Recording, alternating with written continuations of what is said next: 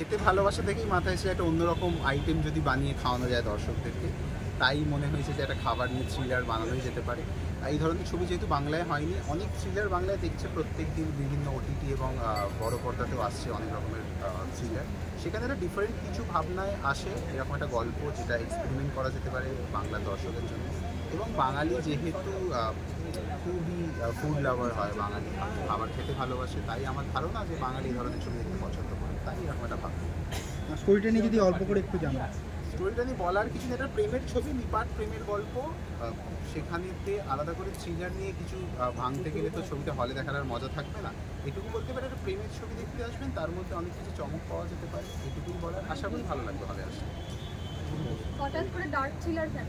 আমি ডার্ক থ্রিলারই বানাই মূলত, মানে আগেও বানিয়েছি। আমি তো ডার্ক থ্রিলার থেকে বেরোতে চাইছি, তাই এটা রোমান্টিক থ্রিলার বানিয়েছি একদমই দর্শক ডার্ক। কেন এই ছবি দেখবে হলে এসে? আর দর্শক এই কারণে দেখবে যে এই ধরনের ছবি যেহেতু বাংলায় এই মুহূর্তে হয়নি, মানে এরকম একটা রেস্তোরাঁকে কেন্দ্র করে, একটা ফুডকে কেন্দ্র করে এরকম একটা থ্রিলার বা এরকম একটা প্রেমের ছবি, যেটাতে পুরোপুরি একটা কিচেন ওরিয়েন্টেড প্রেম, তো সেই ধরনের আমার ধারণা যে বনি সেনগুপ্ত বা প্রিয়াঙ্কাদি দুজনেই। কিচেন আমরা প্রথমে দেখেছি একটা খাবারের ব্যাপার স্যাপার আছে, তো দর্শকের মানে খাওয়ার নিয়ে কি বলবেন? হ্যাঁ, খাবারেরই ছবি এটা। দর্শক যারা খেতে ভালোবাসেন, যারা খেতে ভালোবাসেন না, তারা দুজনেই আসবেন দেখতে, কারণ এই ছবিটা দেখার পর আরও খেতে ইচ্ছে করবে, তাই জন্য এই ধরনের একটা ছবি বানানো হয়। বনি সেনগুপ্ত এবং প্রিয়াঙ্কা সরকার প্রথম করা কাজ, কি বলবেন, এক্সপিরিয়েন্স কেমন কাজে? খুবই ভালো এক্সপিরিয়েন্স, আমার খুবই ভালো লেগেছে কাজ করার। Thank you.